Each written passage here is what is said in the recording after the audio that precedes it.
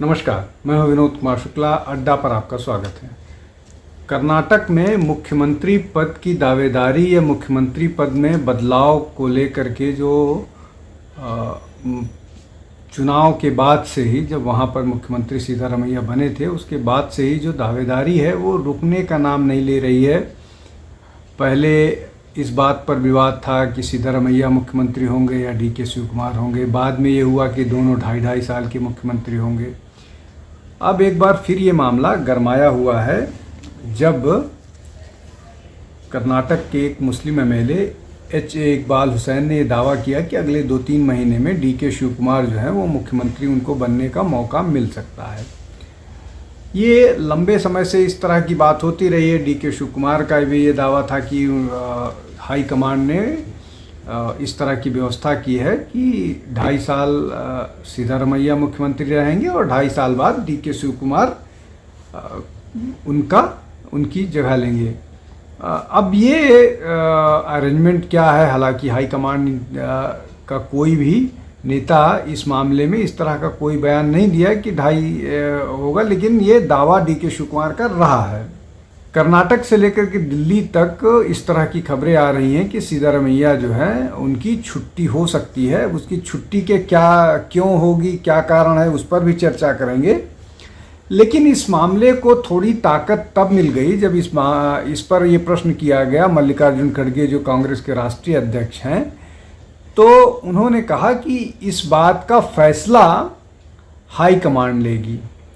अब ये एक तरह से तो ये मामला थोड़ा सा हास्यास्पद है और विवादास्पद भी है। हास्यास्पद इसलिए है कि कांग्रेस का राष्ट्रीय अध्यक्ष अगर हाई कमांड नहीं है तो कौन हाई कमांड है। विवादास्पद इसलिए है कि जैसे ही आपने ये कहा कि इसका फैसला हाई कमांड लेगा, वैसे ही आपने कह दिया कि जो कांग्रेस का अध्यक्ष होता है उसकी कोई हैसियत नहीं है, कुल मिलाकर के फैसले गांधी परिवार ही लेता है। तो ये मसला हो गया। इसको लेकर के निश्चित तौर पर विपक्ष तो एनडीए का कोई इसमें बोलेगा नहीं, गठबंधन का, लेकिन भाजपा ने इस पर चुटकी ली। भाजपा के सारे नेताओं ने पूछा कि भाई ये हाई कमांड है कौन। और बंगलोर से जो सांसद हैं तेजस्वी सूर्या, उन्होंने तो ट्वीट भी कर दिया कि ये जो हाई कमांड है कांग्रेस का, ये इनविजिबल है, ये भूत की तरह से है, जो इनविजिबल है, घोस्ट है, जो नज़र नहीं आता है और अपना काम करता हुआ नज़र आ रहा है। और बात सही भी है कि भाई अगर राष्ट्रीय अध्यक्ष हाई कमांड नहीं है तो कौन है हाई कमांड। निश्चित तौर पर वो हाई कमांड सोनिया गांधी, राहुल गांधी, प्रियंका गांधी, और अगर अगली पीढ़ी की बात करें तो रेहान राजीव वाड्रा हैं। तो क्या ये डिसाइड करेंगे कि अगला कर्नाटक का मुख्यमंत्री कौन होगा। तो ये जो कांग्रेस ने बैठे बैठाए भारतीय जनता पार्टी को एक और मुद्दा कर्नाटक में दे दिया। हालांकि कर्नाटक सरकार लगातार इस तरह के काम कर रही है जो न केवल भाजपा को बल्कि राष्ट्रीय स्तर पर भी उनको लगातार एक के बाद एक मौके ही दे रही है। अब ये मसला तो हो गया कि ये जो पूरा का पूरा मामला है, इसमें जो विवादित बयान कहिए, हास्यास्पद बयान कहिए, या फैमिली जो परंपरा है कांग्रेस की उसको आगे बढ़ाने की बात जो है, या फैमिली डोमिनेंस की बात है, वो कह लीजिए। लेकिन इसके अलावा क्या और फैक्टर्स हो सकते हैं जो जिसने इस बात को एक बार फिर हवा दे दी कि सिद्धारमैया को मुख्यमंत्री पद से हटाया जा सकता है, डी के शिवकुमार मुख्यमंत्री बन सकते हैं। देखिए, जब से सरकार बनी है कर्नाटक में, सरकार बनने के पीछे ये तर्क दिए गए कि 40% की सरकार है और भ्रष्टाचार करने वाली सरकार है। लेकिन उसके बाद कांग्रेस के शासन में एक के बाद एक भ्रष्टाचार के मामले आए, जिसमें सिद्धारमैया और उनकी पत्नी का इन्वॉल्वमेंट के आरोप लगे। उसके अलावा मल्लिकार्जुन खड़गे और उनके पुत्र और बाकी परिवार के लोगों पर भ्रष्टाचार के आरोप लगे, एक फैक्टर हो गया।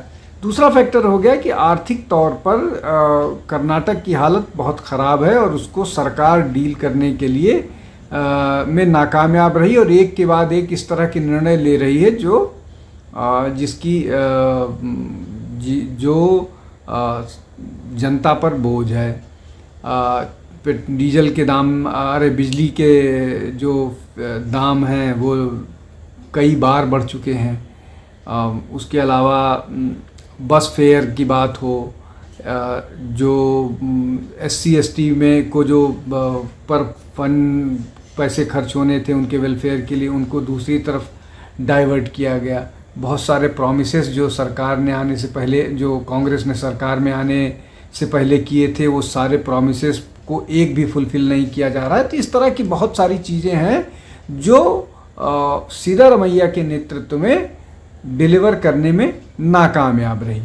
एक तो ये फैक्टर हो गया कि पूरी की पूरी कर्नाटक की अर्थव्यवस्था चौपट हो गई। दूसरा सबसे महत्वपूर्ण बात यह है कि सिद्धारमैया के बहुत सारे निर्णय एंटी हिंदू नज़र आ रहे हैं, जो कांग्रेस के लिए मुश्किल में दिखते जा रहे हैं। चाहे वो स्ट्रीट लाइट हो जिसमें जो लगाया गया था उसमें हिंदू सिंबल्स थे, उनको हटाया गया हो। हिंदू लड़की का वीडियो बनाया गया था हॉस्टल में, उसमें मुस्लिम लड़कियां इन्वॉल्व थी, वो पूरा का पूरा मामला हशप हो गया। जबकि वो लड़की जबकि उस पर बहुत सारे मसला सामने आया, उसको दबा दिया गया। एक कांग्रेस काउंसिलर की लड़की की हत्या हुई, उस मामले में भी कांग्रेस सरकार जो है वो कोई कार्रवाई इस तरह की नहीं कर पाई जो नज़ीर बने। इसके अलावा जब पुलिस थाने पर मुस्लिम राइटर्स ने हमला किया था, गाड़ियां जलाई थी, मतलब उनके केसेस वापस लेने के लिए सरकार की तरफ से रिकमेंडेशन आया था। प्लस मुस्लिम्स को रिजर्वेशन देने की बात, कॉन्ट्रैक्ट में स्पेसिफिकली मुसलमानों को सरकारी कॉन्ट्रैक्ट में कोटा देने की बात। इस तरह के अनगिनत ऐसे मसले हैं जिनको लेकर के न केवल कम्युनिटी, हाँ एक और घटना हुई थी जब एक दुकानदार हनुमान चालीसा लगा कर पढ़ रहा था तो उसको पीटा गया। उस मामले में भी सरकार नहीं कुछ, सरकार मतलब उस मामले में पुलिस का जो एक्शन था वो बहुत वो नहीं था। उसके बाद फिर अभी जो हाल फिलहाल की घटना हुई जिसमें स्टम्पीड में 11 लोग मारे गए, उसमें भी सरकार की पूरी जो पूरी योजना थी, या सरकार का जो इन्वॉल्वमेंट था, या सरकार का जो उसको हैंडल करने का तरीका था, वो इतना फॉल्टी था, इतना नुकसान, इतना उसमें खामियां थी कि इस तरह से लोगों की हत्या हुई और लोगों की मौत हुई। और उसमें उस कार्यक्रम में मुख्यमंत्री और उप मुख्यमंत्री कहीं न कहीं पर दोनों मौजूद थे। और जिस तरह की खबरें आई कि वो कार्यक्रम जो है वो चीफ सेक्रेटरी की संस्तुति के बाद हुआ था, लेकिन पुलिस जो लोकल पुलिस थी उसका इंस्ट्रक्शन नहीं माना गया और उस पर दबाव डाल करके उन कार्यक्रमों को आयोजित किया गया। इसके साथ साथ जो पूरा का पूरा कांग्रेस का इकोसिस्टम है वो कर्नाटक में एक रीजनल आइडेंटिटी को लेकर के इस तरह की बात कर रहा है। जैसे अभी सिद्धारमैया का ये स्टेटमेंट आया कि अगर कोई भी फाइल कन्नड़ भाषा में नहीं है तो उसको वापस कर दिया जाए। तो क्या केंद्र को कन्नड़ भाषा में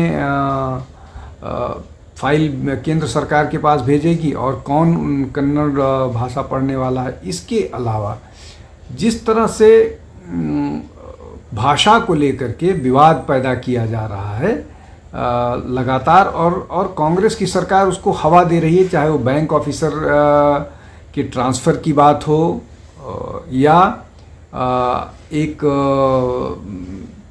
जो हस्बैंड वाइफ थे जिनको ऑटो वाले ने जिनके साथ बदतमीजी की थी और उन लोगों को थाने बुला करके माफ़ी ही मांगनी पड़ी और वो प्रेग्नेंट लड़की को भी थाने बुलाया गया। तो इस तरह की घटनाओं ने जो सिद्धारमैया प्रशासन है उस प्रशासन के प्रति न केवल कर्नाटक के अंदर भी एक बड़े वर्ग को बल्कि बाहर भी एक अनपॉपुलैरिटी या नाराज़गी पैदा कर रहा है। उसमें महत्वपूर्ण बात इसलिए ये सारी चीज़ें महत्वपूर्ण है कि राहुल गांधी को मलयालम बोलना नहीं आता है, लेकिन वो पिछला चुनाव पिछली लोकसभा में वायनाड से सांसद थे और इस बार भी वो वहाँ से चुनाव जीते थे, लेकिन अमेठी रायबरेली के अपने चुनाव के कारण उन्होंने वो सीट छोड़ दी और वायनाड की सीट छोड़ दी और अब उनकी बहन वहाँ से प्रियंका गांधी वाड्रा वहाँ से सांसद हैं। तो इन दोनों को मलयालम नहीं आती है।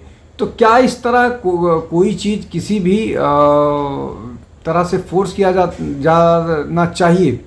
निश्चित तौर पर हर प्रदेश की अपनी भाषा को लेकर के संवेदनशीलता या संवेदनशीलता हो सकती है, लेकिन जिस तरह से कर्नाटका में हो रहा है वो शायद ज़्यादा अग्रेसिव है और ज़्यादा पेनफुल है बाहर के लोगों को और उसका कर्नाटक को नुकसान हो रहा है।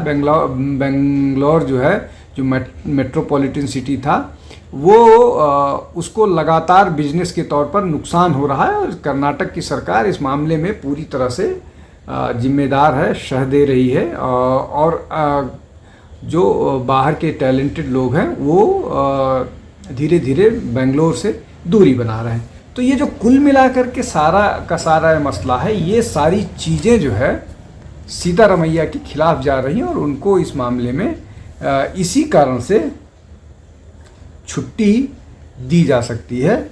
हालांकि जो मल्लिकार्जुन खड़गे ने कहा कि हाई कमांड के दिमाग में क्या चल रहा है ये कोई नहीं जानता है और अगर ये राष्ट्रीय अध्यक्ष बोल रहा है तो इसमें सच्चाई होगी निश्चित तौर पर। तो कुल मिलाकर के स्थिति यहाँ तक है। अब इसके अलावा अगर इसमें कोई इस मामले में कोई सच्चाई नहीं है और कांग्रेस का जो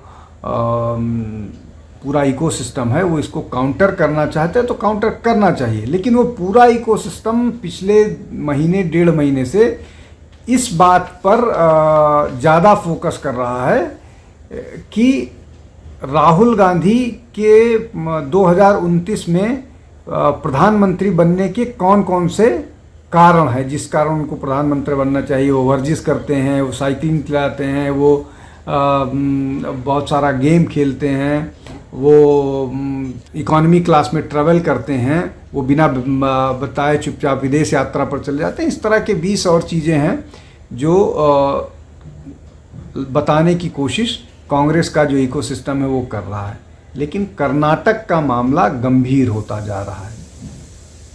तो क्या जो एमएलए हैं HA इकबाल हुसैन, उनकी बात सही होगी? DK शिव कुमार मुख्यमंत्री बनेंगे, जो बहुत मजबूत नेता हैं। वास्तव में चुनाव उन्हीं के नेतृत्व में जीता गया था, लेकिन सिद्धारमैया ने शायद जो हाई कमांड है जिसकी बात मल्लिकार्जुन खड़गे कर रहे हैं, उनको कन्विंस करने में कामयाबी हासिल कर ली कि उन्हीं का मुख्यमंत्री बनना कर्नाटक के लिए सूटेबल होगा, जो उल्टा पड़ता दिख रहा है। आज के लिए बस इतना ही। आप हमारे साथ जुड़ते रहिए, हमारे चैनल को लाइक कीजिए, शेयर कीजिए, सब्सक्राइब कीजिए। बहुत बहुत धन्यवाद। नमस्कार।